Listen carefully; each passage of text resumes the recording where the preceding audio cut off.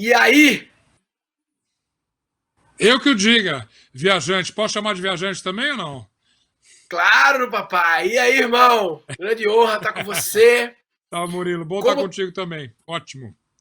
como é que tá a sua existência, irmão? Conta aí. Eu diria que um pouco vazia, porque eu não piso no aeroporto desde o dia de 12 de março de 2020. Então, você sabe que isso, como faz parte ali da minha essência, eu sinto um pouco triste com isso. Mas acredito e sei que vamos voltar a viajar em breve, em brevíssimo. Então, isso me anima. Já estou fazendo planos e já estou pensando nos próximos destinos. Daqui a pouquinho a gente volta, retoma tudo ao normal aí, que é bom. Zeca, eu fiquei curioso. Essa coisa de viajar surgiu na tua vida quando? Desde quando? Cara, Desde. desde criança, lá em casa, meu pai, que, enfim, sempre trabalhou para isso, meu pai botava a gente para fora. Tudo que era prêmio lá em casa, você passava de ano, você ganhava uma viagem para o Rio de Janeiro, você ganhava uma viagem para Foz do Iguaçu. A gente começou, claro, viajando pelo interior do Brasil.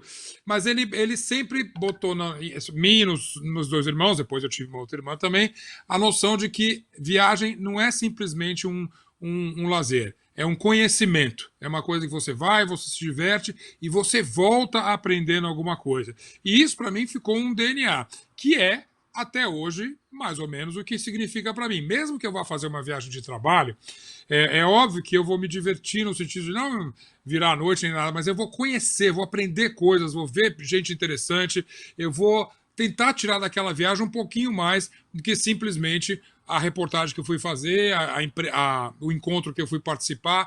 Eu acho que viagem serve principalmente para isso, para a gente aprender coisas. E vem lá de trás, ó. De criança eu viajava demais, a gente ia de carro, meu pai com a minha mãe, meus irmãos, a gente adorava ir para. Eu cresci meio em São Paulo. Então, ir para Campos de Jordão era muito gostoso. Rio São Paulo eu ia direto. Meu pai botava a gente no carro, Rio São Paulo direto.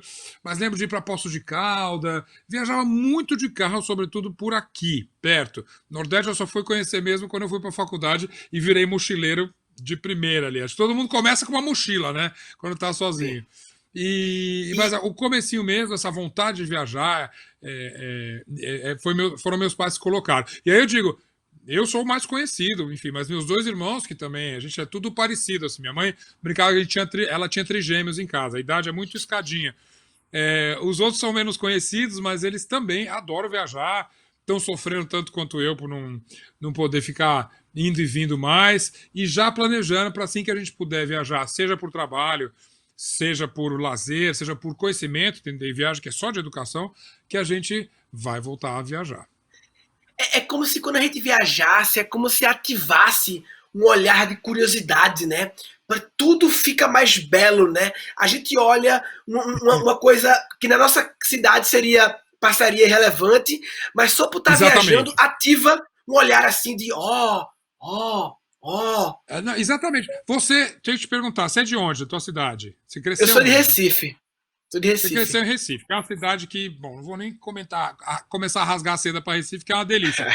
Quantas vezes você já foi surpreendido por um amigo seu que visitou e fala: Eu fui naquele lugar ali, você, poxa, lugar que eu nunca visitei e eu cresci nessa cidade. Não tem um pouco isso? O turista tem Total. essa vantagem, né? Ele tem um olhar, ele chega com um olhar curioso. Que a gente que cresce.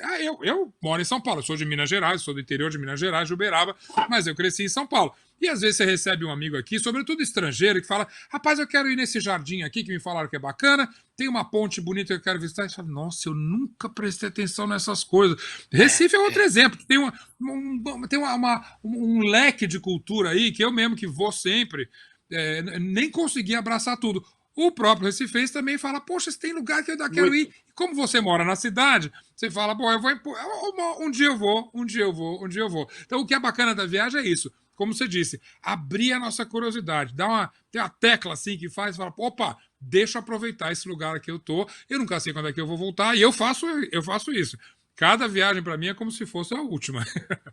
Acho que um desafio é como a gente, Zeca, ativar o olhar de turista na nossa cidade. Né? Esse olhar de turista Exatamente. E para a a gente. palavra-chave, você mesmo já falou, é curiosidade, né? Você pode passar a vida inteira indo do seu trabalho para sua casa, da sua casa para o trabalho, e passa na rua dezenas de coisas interessantes, seja uma barraca de fruta que você não parou para ver, seja uma construção que é do começo do século XIX, que está lá meio abandonada, você podia prestar atenção, um artista de rua, um grafiteiro. Aí vou voltar para Recife, tem artistas de rua maravilhosos aí, eu sei que tem murais estampados aí, que são coisas muito bonitas. E se você não virar o rosto, se você não prestar atenção, se não dar uma desconectada, você vai fazer sempre o mesmo caminho. E aí o que acontece, Murilo? O mundo fica desinteressante. Nós não vivemos um mundo desinteressante. O mundo, para pegar de Caetano Veloso, o mundo não é chato, o mundo é bem bacana, tem um monte de coisa legal. Eu faço um curso de criatividade, Zeca, e eu digo que a palavra criatividade deveria ser trocada por combinatividade. Porque toda solução criativa, no fundo, é a combinação de coisas já existentes. Portanto, você já tem ela. A diversidade de repertório, que começa no olhar, na curiosidade, Exato. é a variável, é o input para poder fazer as combinações. Se você tem um repertório... Eu assino embaixo, exatamente. Quando você tem uma ideia criativa, ela não vem do céu, né? Aquela coisa, dom. Não, você, o que você faz? Tua cabeça gira, pega tudo o que você sabe daquele assunto, sem saber. O processo criativo é um mistério, mas ele acontece em cima de coisas que você já tem, esse insumo, essa informação. É a tua leitura, é a tua viagem, é a tua referência visual, é a roupa que você viu, é a música que você escutou, o que você viu ontem na TV.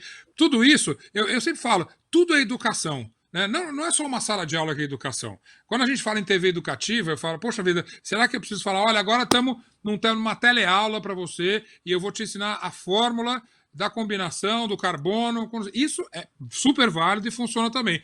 Mas uma série de TV que você está maratonando, você está aprendendo. Como é que você vai usar isso? Não sei. Mas se você está fazendo um curso, você sabe muito bem disso. Se você deixa a cabeça livre, ela vai juntar. Você pode ter uma ideia bacana para poder fazer uma peça publicitária que seja que começa dessa maneira. Aquele filme de ontem. E se eu pegar uma música do fulano? Eu li uma passagem no livro. A conversa da minha tia outro dia, tudo a ver com o que eles querem vender esse produto. Essas coisas todas juntas te dão um processo criativo. Por isso, voltando para as viagens, você tem que viajar. Eu brinco sempre, eu tiro uma foto em todo lugar que eu vou. Nem vai caber na nossa tela aqui, mas eu tiro uma viagem assim, ó, com os braços abertos, ó, assim. Tá? Para viajar, para abraçar tudo. A gente tem que receber essas coisas todas. Você nunca sabe a informação que vai ser bacana para você guardar e usar mais tarde. Não exatamente útil, que parece que você tem a obrigação, vou aprender, vou atrás de cultura. Isso tudo vem. Se você tem um olhar curioso, essas coisas vão vir para você. Maravilhoso. Quando eu chego no aeroporto assim e vejo a banca de revista, né? Para você que quer comprar uma revista para ler no avião, eu faço o desafio de pensar assim: eu vou comprar uma revista que não me interessa. O que é que não me interessa? Para eu poder acessar. Então, eu nunca fui de pescar. Vou comprar a revista Pesca e Companhia. Porque lá nessa revista eu vou descobrir sobre a isca, sobre o anzol, e vou pegar um input para o meu repertório que daqui a 10 anos, numa reunião sobre outra coisa, aquilo vai... Aí vão dizer, ai meu Deus, que ideia genial, menino. Você é tão criativo. Não, irmão. É a vida inteira captando o repertório. A vida inteira. Exatamente. É você ter. E também, até quando você falou que ia mudar o nome de criatividade às vezes parece uma maldição. Eu sou obrigado a ser criativo, eu tenho que ter uma ideia original. E a gente sabe muito bem, você certamente um pouco te conhece, é um cara criativo também. Você não precisa fazer esforço nenhum para ser criativo. Você está literalmente, aquela imagem clássica, Eureka, né? Ele saindo da banheira gritando Eureka. Você está tomando isso. Claro, eu já tenho a solução. Aquela peça que eu vi, caramba, aquele folheto que eu peguei no museu. É uma coisa que é assim, é espontâneo. Mas, né, novamente, você só faz com todas essas informações, com todos esses insumos que você vai ter aí para poder colecionar e tudo. Eu adoro esse assunto aqui. Se a gente for falar, eu acho que só de despertar isso, a gente vai fazer uma conversa sobre criatividade, que também é muito bem-vinda. Deixa eu te falar. E o que tu tá achando, bicho, do que vai ser o futuro das viagens aí, tanto lazer como corporativa? Qual é a tua leitura, hein? Eu acho que a gente segue viajando, porque a gente o ser humano se adapta a tudo, e a gente é bom nisso. E é claro, as empresas não pararam, os negócios não pararam. né? Eles tiveram, na verdade, que se adaptar. E muitos deles, eles têm uma capacidade mais rápida, vamos dizer assim, de se adaptar. Agora, mesmo as empresas que 100% são super digitais, as pessoas são treinadas, falam bem numa sala de visitas, num Zoom desses assim, e você fecha negócio, você chega a conclusões, mas a gente sabe que 100% não é igual. Falta o olho no olho. A gente vai precisar sempre disso. E nem, às vezes nem só isso. É o que a gente estava até falando da criatividade. Às vezes você foi para lá para aquela reunião para fechar um negócio, para expandir o teu mercado na Ásia. Beleza, fechou. Acabou a reunião, você sai lá, vai almoçar com alguém, ele fala assim, não sei o que tal. Mas sabe que na Austrália tem um cara que consegue me vender por um preço, não sei o que tal. Pá. Isso aí, por melhor que seja o Zoom, ou qualquer dessas salas que a gente fizer de debate, o WeChat, essas coisas todas, a gente... Acabou a nossa reunião, o que você faz? Sair. Pum, vai embora. Né? Você pode até continuar no chat, mas pum, vai embora. E aí você fala, cadê a interatividade? Cadê vamos chamar de a informalidade, a interatividade informal, melhor dizendo. Sim. Porque é aí que essas faíscas, como a gente estava falando ali, elas acontecem. Você pode resolver. Eu acho que as soluções que a gente teve, todos esses aplicativos de encontros e mídias, são importantes, aproximam as pessoas e, melhor, tocam o barco, mas eles não são 100% um substituto para o contato humano. Então, esse eu acredito que você vai seguir nisso. Né? Além do que, tem coisas que são muito humanas e que são imponderáveis, e que a tecnologia, por melhor que seja, você não tem ela completa. Eu digo com questão de o velho olho no olho. Claro que você pode entender o que a pessoa está dizendo, você pode acreditar nos dados que ela está informando, mas se tiver alguma dúvida, como é que você resolve no encontro? Você olha no olho. Eu posso estar olhando no seu olho agora, como eu estou fazendo. Mas a sensação dessa tela fria é muito diferente daquela de apertar uma mão. Você fala assim, esse cara...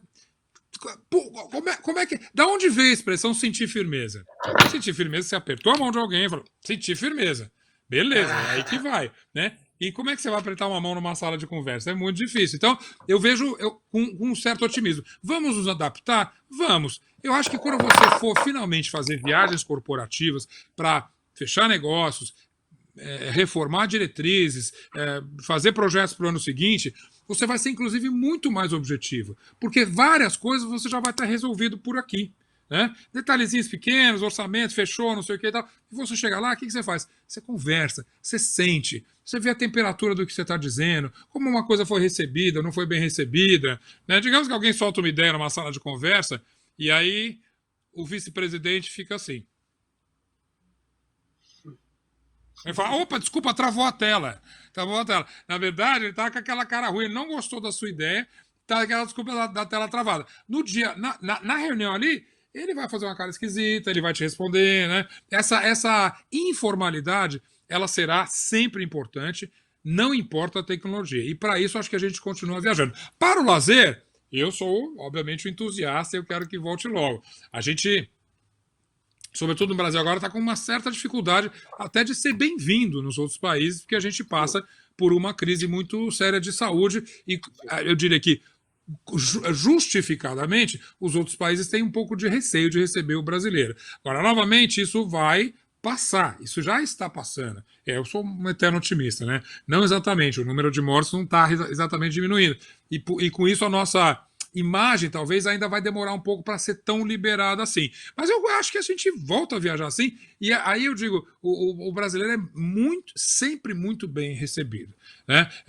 Essa é uma questão de saúde e é temporária, mas a gente volta daqui a pouco a ser um dos viajantes mais bem-vindos do mundo todo. Eu brinco com todo mundo e falo assim, quando você chega num lugar, fala logo que é brasileiro. Porque você vê que o rosto da pessoa muda. Ah, Brasil! Yeah, I love Brazil! Tem uma coisa de alegria e a gente viaja com essa fama, com essa reputação de ser um país que realmente tem uma coisa de bom astral, sobretudo.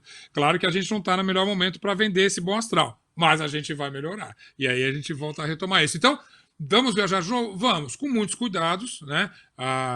Acho importante, e as empresas são extremamente cuidadosas nesse sentido, e elas devem ser, porque elas têm uma uma responsabilidade corporativa, e elas vão só liberar a viagem quando tiver 100%. Nenhuma empresa quer ter na sua reputação o ônus de ter exposto o seu funcionário para uma pandemia, para uma crise que pode até ser um pouco pior. Então eu até admiro. Na minha família, a minha cunhada, casada com meu irmão, ela é um VP assim, de uma grande indústria farmacêutica localizada fora do Brasil, e ela viajava a cada 15 dias ela tinha uma viagem para o outro lado do mundo. Não é que ela foi aqui no Uruguai, não. Ela viajava o mundo todo. A decisão foi suspender até fevereiro de 2021 todas as viagens. Estão fazendo reunião? Estão. Está funcionando? Tá. Mas daqui a pouco, é o que a gente fala, vale o sacrifício, desde que você não pare com a sua produtividade, desde que você descubra maneiras mais criativas de tocar o seu negócio, para lá na frente você voltar a assumir um ritmo melhor, que é bom para todo mundo. Maravilhoso, velho. Eu acredito muito que você falou o afeto é a cola dos negócios, né? Então, essa coisa, a gente participa muitas vezes de convenção de venda de empresa, né? E a gente vê que as coisas acontecem no café da manhã, na cervejinha, no balcão do lobby. É nessas horas Exatamente. que fala do filho, da esposa, do marido, e cria-se uma cola que é o afeto, e na hora de tomar decisão de negócio, isso conta muitos pontos. E como você falou, na reunião virtual, não tem espaço para essa cola. Fica só a parte formal, só a parte fria. Ela é muito objetiva. Tem várias vantagens da reunião virtual, eu gosto muito. Você já reparou que reunião virtual não atrasa nunca? É 4h30? É 4h30, entende? Porque não tem trânsito, não furou, o Uber, não pode falar que o Uber não chegou. Então, eu amo reunião virtual, porque é das 4h30 até as 5h10 e termina às 5h10, porque todo mundo tem coisa para fazer. Isso é uma maravilha. Mas ela vai sempre faltar o calor ali humano, que é o que você falou. É o cafezinho, literalmente. O coffee break. Eu vou lá só para comer. Não. Você vai no coffee break, mas você ali tá fazendo. A gente sabe disso, a gente tem uma vida corporativa, vocês trabalham com convenção, vocês fazem essa troca. O coffee break não é para, como diz aí, não é para encher o bucho. Enche o bucho também, mas é para você trocar um cartão, é para você mandar um zap, é para você botar no airdrop ali e trocar uma coisa ali que você, numa palestra, numa conferência ou numa mesa redonda, você está focado em outras coisas e não consegue fazer. Essas são partes importantes. A mesa, o relatório de semestre, de fim de ano, não importa. Ali você está focado. E esses pontos sociais que a sala virtual não consegue te dar são o alinhavo, vamos dizer assim, desses encontros. E a gente nunca vai poder dispensar tudo isso. Maravilhoso. Zeca, você agora passa o bastão para você comandar um painel aí sobre tecnologia e viagens. Então, é contigo, velho. Vai ter uma vinheta agora. Dá-lhe vinheta aí. É nóis, Zeca. Bora. Bom, podemos começar? A gente já começou, já estava falando ali num papo super legal e a gente falando desse assunto que eu gosto tanto, que justamente é viagem, que é um assunto que eu retomo. Todo mundo do SAP, quem teve a oportunidade do ano passado, está comigo ali. A gente fez aquele grande encontro em São Paulo e a gente foi para lá justamente falar disso, dessas experiências maravilhosas. E para falar de viagem, como isso é bom, como isso é rico, como isso é engrandecedor, você vem com muita experiência, mas também porque a gente quer cada vez mais melhorar a maneira como a gente viaja, sobretudo se a gente está falando de uma viagem corporativa. E aí, como disse o Murilo, a tecnologia vem nos ajudar muito. Eu queria só lembrar, talvez alguns de vocês que estão acompanhando a gente aqui tenha participado daquela outra conversa que a gente teve ano passado, e a gente falando como é que era. Eu sempre viajei muito ao trabalho, né? Claro que todo mundo fala, é legal, você viaja, queria ter a vida do Zeca, mais ou menos, calma lá, né? Porque é viagem corporativa, é viagem de trabalho. No meu caso, sobretudo, eu já fiz viagens de encontros assim, para tomar decisões de empresas, mas a maioria, digamos, 90% das minhas viagens corporativas, elas têm a ver com uma reportagem, né? E uma reportagem que parece tão simples na TV, chegar lá, faz ali, faz uma imagem, volta e tal. Ela tem todo um processo de produção, pré-produção, detalhes, chegar lá, remarcar as coisas todas, às vezes mudar o seu itinerário, essa coisa toda, e a parte prática também, né? O equipamento que você leva, a viagem que você marca, o hotel que você vai, e o mais importante de tudo, as despesas que você faz e tem que comprovar. Isso aí, eu estou vendo, a gente sabe que a gente tem essas ferramentas maravilhosas da SAP que, pô, você fala, como é fácil? Vocês não têm noção do que era antigamente. Eu viajo a trabalho desde ali dos anos 90, né? Trabalhei muito tempo na TV Globo e ali que eu fiz, eu diria, as grandes viagens de reportagem, elas foram feitas até agora na TV Globo. Eu dei ali 4 voltas ao mundo ali e sempre muito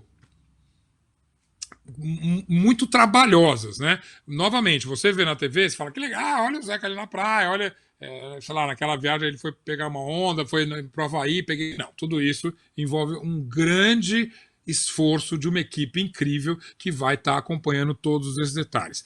Porém, por melhor que seja a equipe, sobra alguma coisa para o repórter aqui que tem que fazer, né?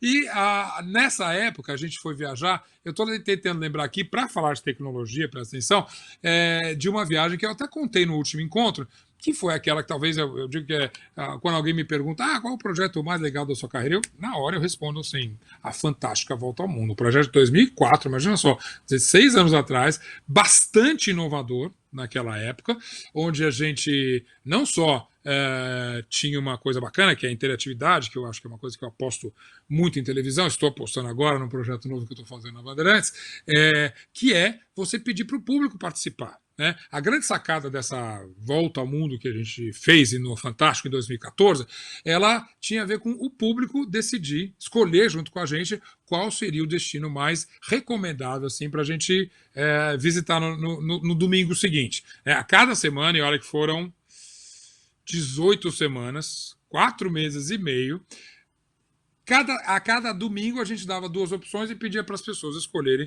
qual seria o próximo destino. Uma insanidade até nos dias de hoje, né? Porque a gente ia meio no escuro, eu tinha uma produção a gente fala produção local, quem ficava no Brasil ajudava nas produções, mas quando chegava nesses países, eu tinha que fazer por minha conta, obviamente ali, né? E eu tenho que confessar uma coisa, eu sou péssimo produtor. Muito ruim mesmo. Sou muito criativo, um bom repórter, faço perguntas interessantes, instigantes e tudo, mas a produção, para mim, não tem nada que eu mais admiro em televisão, porque eu falo que produtor produz. Eu preciso de uma coisa assim, um carro que me leve de Bamako até Timbuktu e eu preciso chegar amanhã, pode ser, eu tenho que voltar de avião. E estou falando de uma coisa que realmente aconteceu lá no Mali, que é um país africano, e que a gente teve que ir de carro e voltar de avião. A viagem de carro levava 19 horas. Enfim, não vou entrar nos detalhes, pelo menos não agora.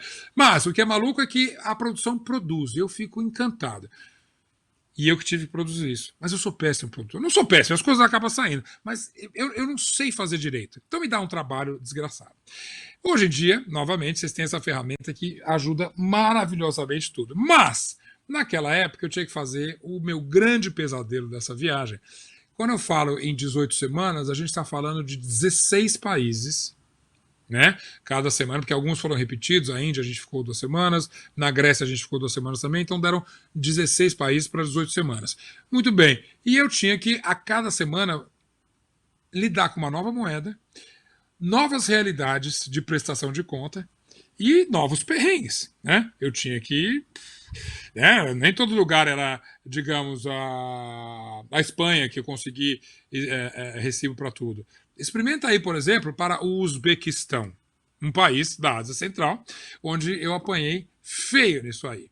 E eu tinha que fazer tudo isso numa planilha muito improvisada e que eu tive que me virar ali para fazer essa planilha. O que foi divertido é que eu contei mais ou menos isso e falei até com o pessoal da SAP o ano passado, e ele, não, você tem que arrumar essa planilha, essa coisa incrível, a gente tem que mostrar para ver como era difícil e tudo. Essa planilha, eu acho que ela está guardada a 7 chaves em algum lugar do financeiro da TV Globo, do comercial da TV Globo. Porque é o seguinte, eu nunca mais vi. Quando eu cheguei, eu entreguei esse caderno para a produção, eu falei, tá aqui minha prestação de contas. E aí, e foi tão impecável, que depois eu recebi um retorno maravilhoso, dizendo assim, olha, é o seguinte, a sua planilha passa a ser agora o modelo para toda e qualquer prestação de contas internacional de que as pessoas foram viajar. Porque está muito bom, muito detalhado, é muito perfeito, fácil de entender. Ou seja, eu desenvolvi um software. Imagina se eu sabia o que era realmente um software naquela época ali. Aí o pessoal da SAP me pediu, falou, não, por favor, vai lá, acha isso e tal. Não deu. Perguntei, falei, não sei o que, tal, tal. Mas aí eu falei, sabe o que eu vou fazer, pessoal, esse ano? Eu vou mostrar como é que era essa planilha. E peguei um caderno antigo de viagem. Eu, apesar de toda tecnologia, tem uma coisa que eu gosto de fazer na mão, que é escrever.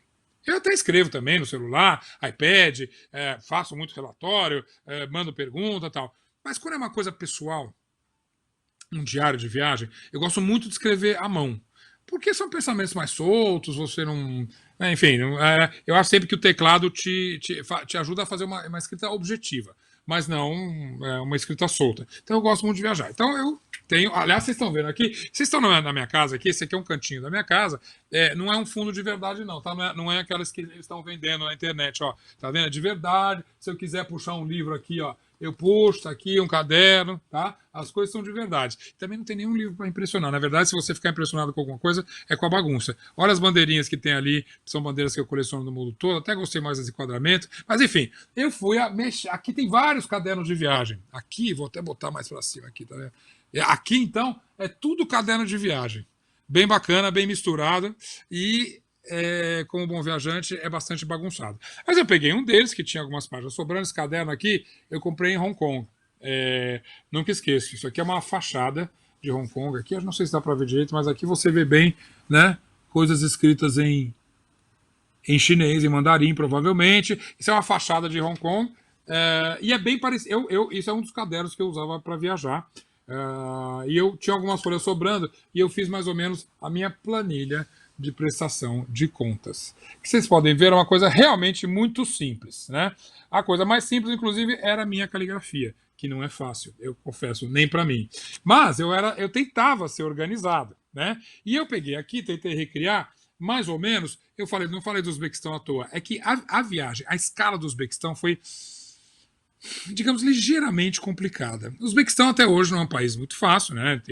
É um país que já ele foi das antigas repúblicas soviéticas, a União das Repúblicas Soviéticas, e agora é um país independente, mas digamos que tem dificuldades logísticas muito fortes para você viajar. Então, eu tive vários problemas com uma coluna aqui que eu já vou contar para vocês. Eu tenho aqui, vou tentar botar aqui mais ou menos, para você ver. Então, eu botava sempre em cima o país, cadê? Aqui.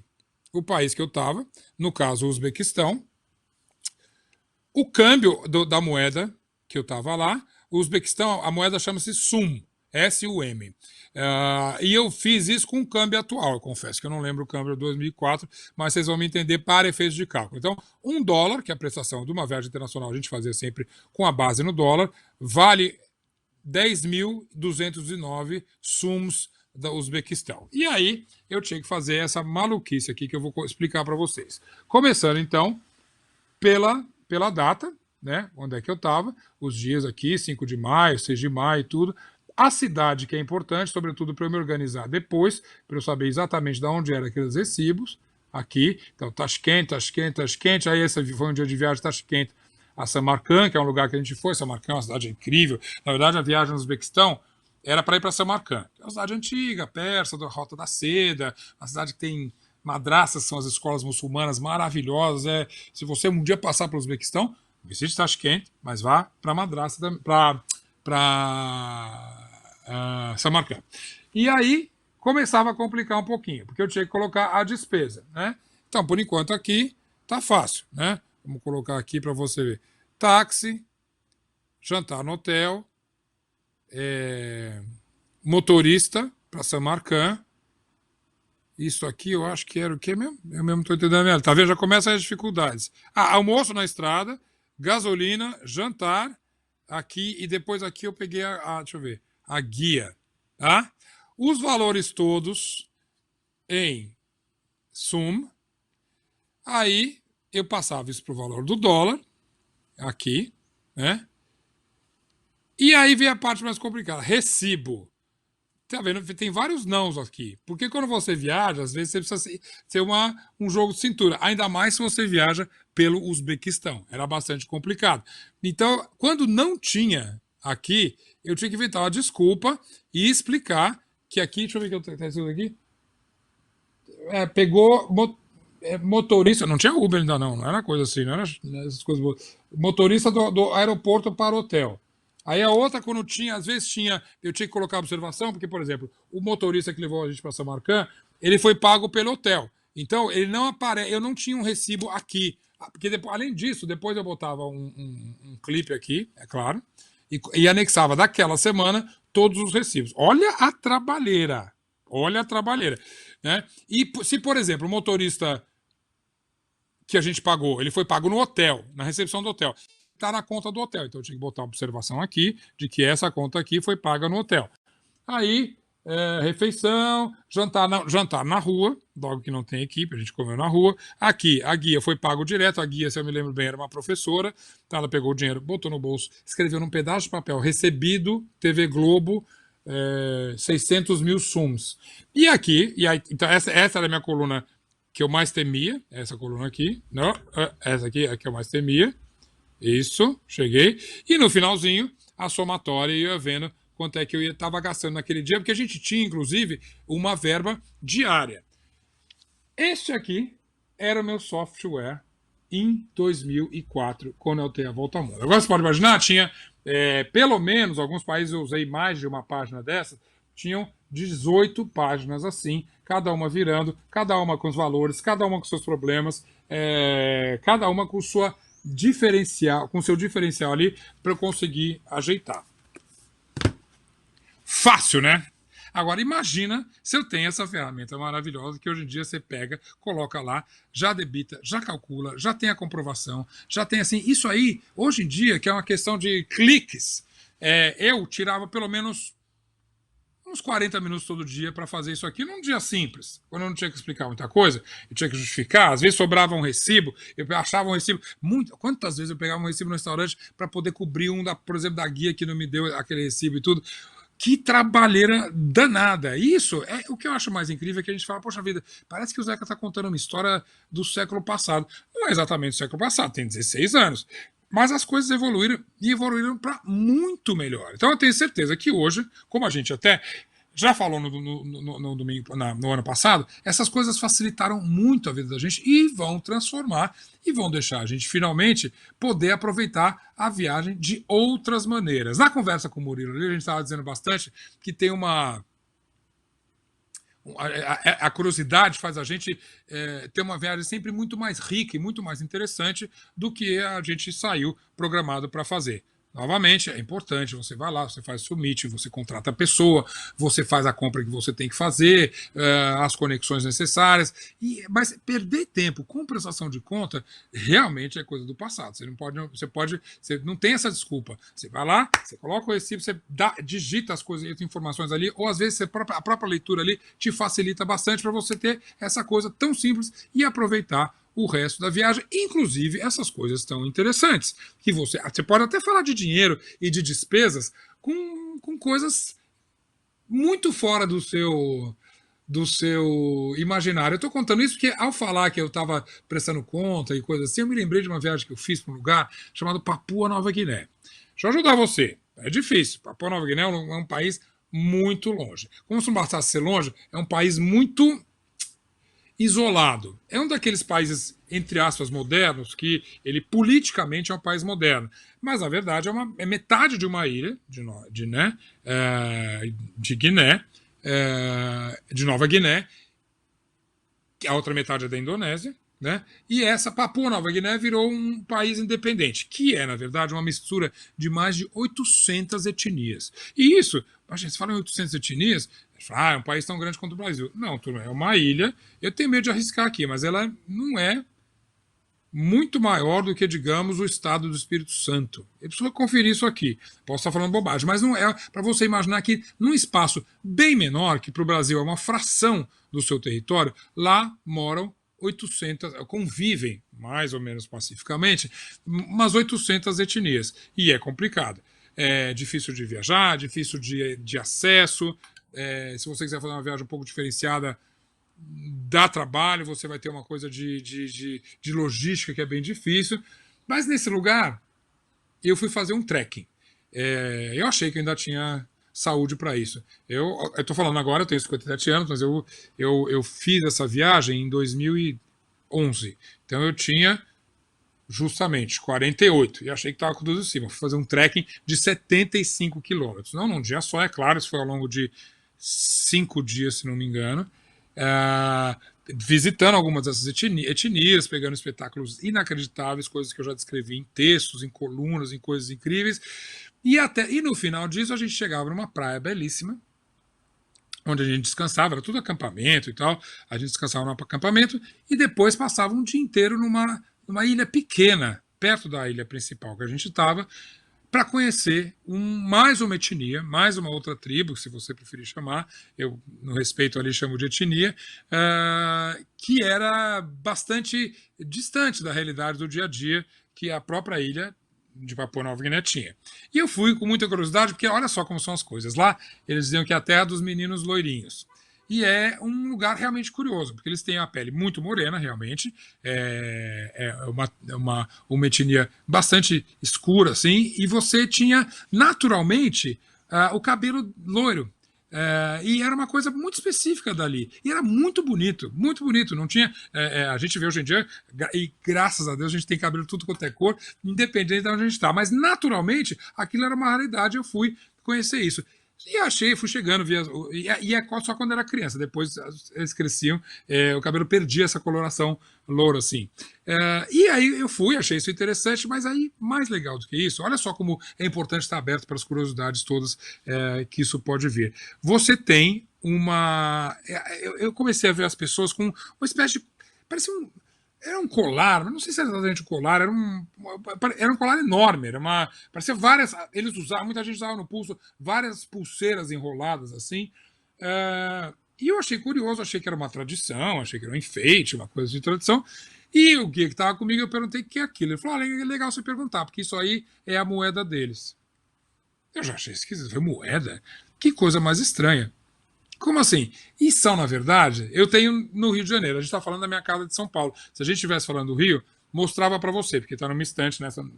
Igual em São Paulo, tem uma estante da bagunça no Rio de Janeiro. E você tinha essa moeda. Essas grandes pulseiras ali, na verdade, eram como uma carteira de dinheiro, porque as pessoas trocavam as coisas, compravam as coisas com aquelas conchas. Você abria isso aí, tirava 3, 4 conchas assim, pagava com aquilo e depois voltava. E eu falava, gente, que coisa maravilhosa, como o mundo é cheio de coisas diferentes, como as próprias transações ali são diferentes. Importante falar. Quando eu estava em Papua Nova Guiné, eu estava numa viagem de lazer, eu não estava exatamente, né, numa viagem que eu tinha que fazer prestação de contas. Mas me lembrei até dessa maluquice dessa prestação de conta aqui. Falei, imagina como é que seria se eu tivesse que colocar no espaço de observações ali a explicação. Olha, paguei 12 conchas no bar, depois eu fui almoçar, paguei 27 conchas, tinha um guia lá, tive que pagar 12 conchas para o guia, ainda voltei com 17 conchas no bolso. Beleza, mas qual é o câmbio disso? Como é que você faz? Você tem que passar por essas aventuras todas e, com isso, descobrir um pouco mais a cultura daquele lugar e, de uma certa maneira, trazer para o seu país essa experiência bacana de misturar essas coisas todas. E cada lugar, agora estou vendo vocês aparecerem aqui, bom falar com vocês de novo. Eu fico meio até sem graça, porque cada viagem, cada destino vai ter uma brincadeirinha dessa, uma peculiaridade nessa transação, seja de dinheiro, seja de cultura, seja de informação. É isso aí, Zeca. Acho que agora você tem dois convidados, né? O Ricardo Bechara e o Edmar da Copastur para bater papo com você, né? Vamos lá, eu estou aguardando eles aqui. Você me Vamos lá. conhece até do ano passado. Sou uma boca mole. Se eu começar a contar a história aqui, a gente não tem, não tem papo para falar com mais ninguém. Mas vamos lá, prontíssimo. Vamos rodar a vinheta aí.